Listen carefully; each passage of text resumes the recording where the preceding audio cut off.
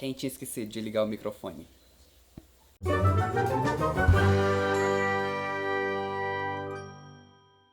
Recebi essa semana uma mensagem de uma moça muito fofinha chamada Stephanie, que me perguntou o seguinte: Oi, eu detesto invadir a caixa de mensagem dos outros, mas eu gostaria de fazer uma pergunta. Vou cursar jornalismo esse ano e sempre gostei de pesquisar questões sociais e afins. Sou mulher cis e branca e não sei se posso escrever textos falando de homofobia e racismo embasada nas minhas pesquisas. Tenho muito receio de estar tirando o protagonismo dessas pessoas. Poderia, por favor, me dizer o que pensa sobre? E aí eu achei a mensagem da Stephanie muito oportuna porque ela tocou num tema que há muito tempo eu tô querendo discutir aqui no canal, que tem a ver um pouco com o debate sobre lugar de fala e protagonismo, que é um debate que eu já fiz aqui no outro vídeo, mas que eu queria aprofundar um pouquinho mais pra poder tocar em umas outras questões que eu também acho que são importantes pra gente entender isso. E aí eu perguntei a Stephanie se eu podia responder essa pergunta dela num vídeo, ela disse que tudo bem e aqui estamos nós. E Stephanie, pode ficar tranquila porque por um momento vai parecer que eu tô te dando uma bronca, mas é tudo no amorzinho aqui, não tem problema. E mais pro final do vídeo você vai entender onde é que eu vou chegar, eu acho.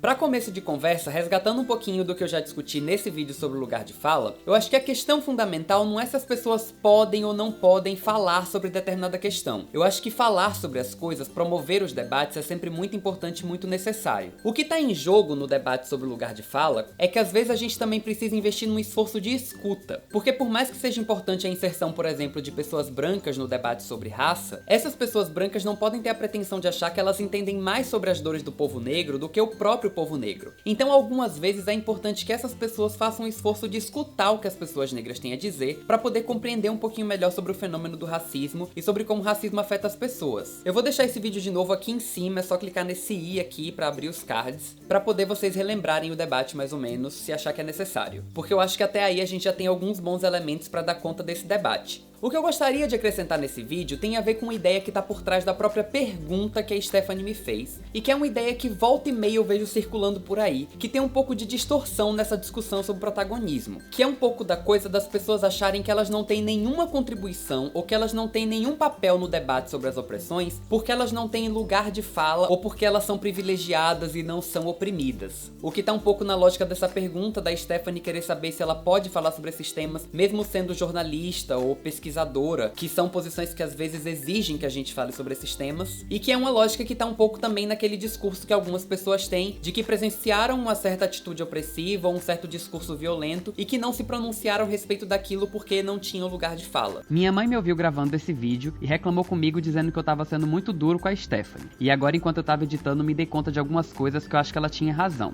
Assim sendo, eu queria destacar uma coisa importante. Eu entendo que muitas pessoas se comportam dessa forma não por quererem tirar o corpo fora para não ter que assumir responsabilidade sobre as lutas. Quando elas se comportam assim, muitas vezes fazem isso para tentar respeitar o espaço de militância da gente com a melhor das preocupações. Nesse caso, é importante dizer que aí também tem uma boa parcela de responsabilidade dos próprios movimentos sociais, que também têm levado o debate do protagonismo de forma distorcida, fechando alguns canais de diálogo e falando como se a luta por mudanças fosse uma luta só nossa, sendo que não é. Isso faz com que muita gente, como a Stephanie, fique com dúvida se deve ou não intervir.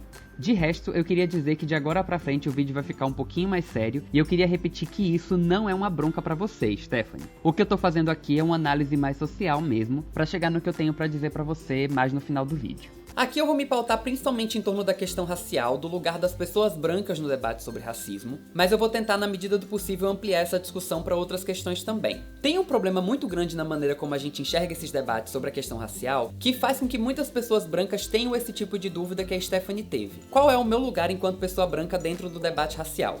E o problema é o seguinte, é que as pessoas brancas quase nunca se dão conta de que elas também têm raça. E aí aqui vai aparecer um monte de gente dizendo que raça não existe, que só existe uma raça, que só existe raça humana. Só que aqui eu tô falando da questão de raça do ponto de vista social, eu tô falando das hierarquias raciais que a gente tem na sociedade da gente, e a gente não pode negar que essas hierarquias existem, porque se elas não existissem também não existiria racismo. E aí dentro dessa realidade social e dentro dessas hierarquias, as pessoas brancas quase nunca se dão conta de que elas também também têm raça, simplesmente porque a sociedade não educou essas pessoas pra isso. A Gabi Oliveira, que já veio aqui no canal, ela tem um vídeo em que ela fala disso de uma forma muito interessante. Ela comenta que na cultura da gente, as pessoas negras foram educadas para se verem como pessoas negras, enquanto as pessoas brancas são constantemente educadas para se verem como pessoas. Elas não são enquadradas dentro de uma certa classificação racial. É por isso que a gente tem propaganda de maquiagem para a pele negra, mas quando é para pele branca é simplesmente propaganda de maquiagem. É por isso que quando você tem uma mulher negra que é considerada bonita, dizem que ela é uma negra muito bonita, mas quando você tem uma mulher branca que é considerada bonita, ela é simplesmente uma mulher bonita. Então, no caso de nós que somos negros, a nossa raça é lembrada constantemente e a posição social que a gente ocupa por causa dessa raça também é lembrada constantemente através da violência racista. Já no caso de vocês, brancos, essa realidade é diferente,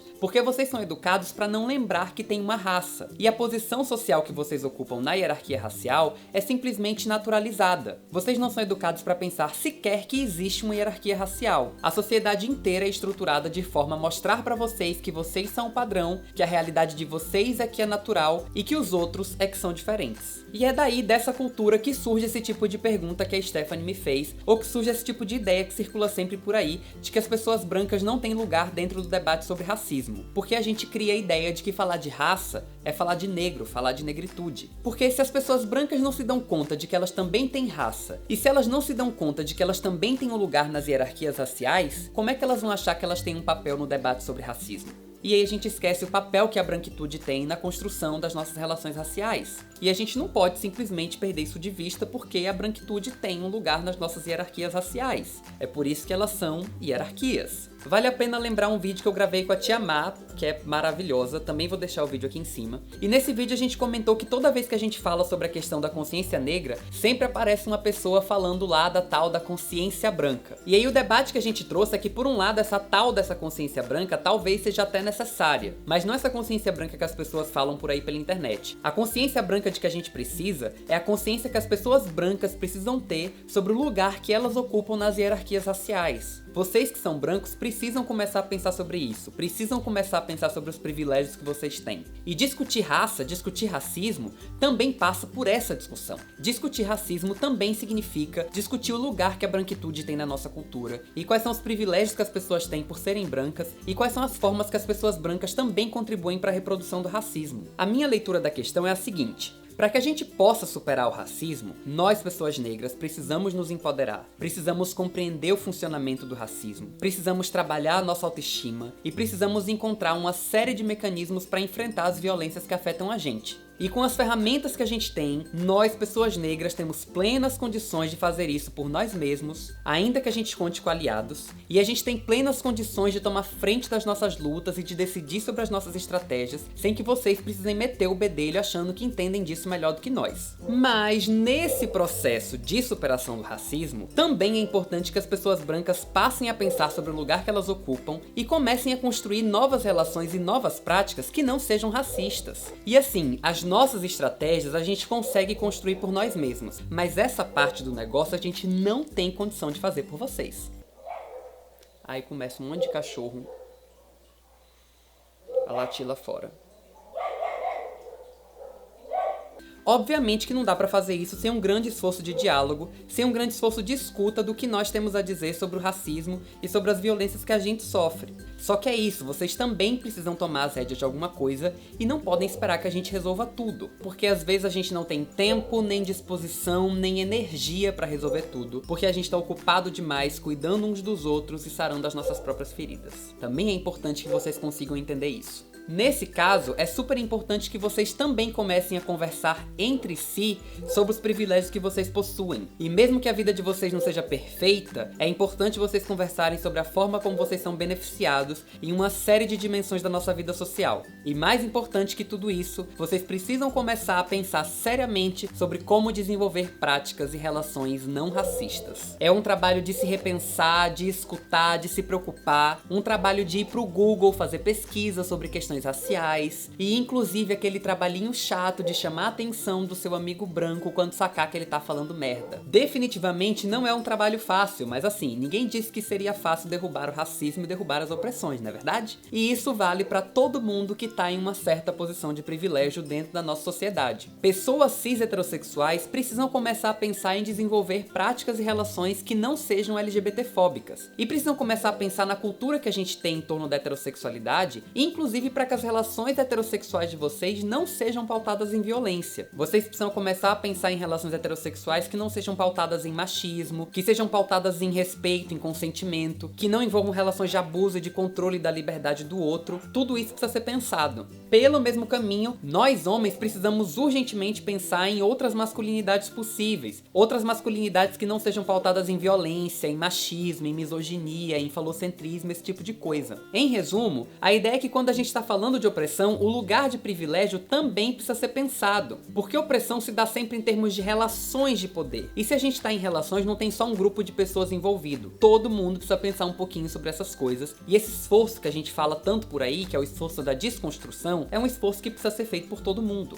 Então, sintetizando todas essas coisas e respondendo, enfim, a pergunta da Stephanie, eu dou uma resposta que serve também para todas as outras pessoas que têm interesse em combater essas coisas e ocupar o papel de aliado. A preocupação de vocês é muito bem-vinda. É muito necessário que a gente tenha pessoas que estão em posição de privilégio, mas estão preocupadas com as relações desiguais de poder que a gente tem na sociedade da gente. Pior é um monte de gente que tá por aí sem sequer se preocupar com essas coisas, ou pior ainda, reproduzindo essas coisas o tempo inteiro. Vocês são muito bem-vindos a esse debate, vocês são muito bem-vindos a essa causa, e uma forma interessantíssima como vocês podem contribuir é fazendo uma reflexão crítica a respeito do lugar que vocês ocupam dentro da sociedade da gente.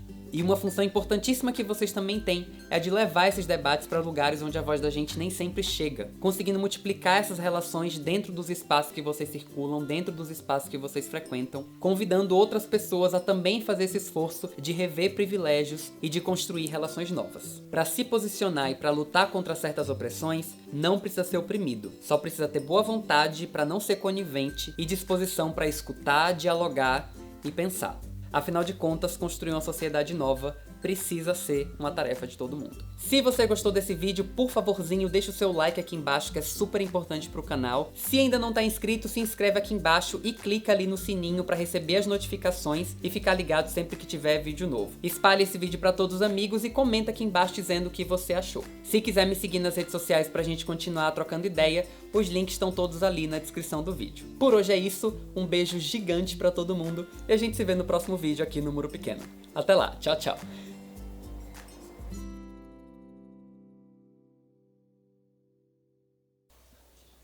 Oi? Foi que você piscou. Isso foi muito Black Mirror. Deu uma piscadinha ali que foi estranha.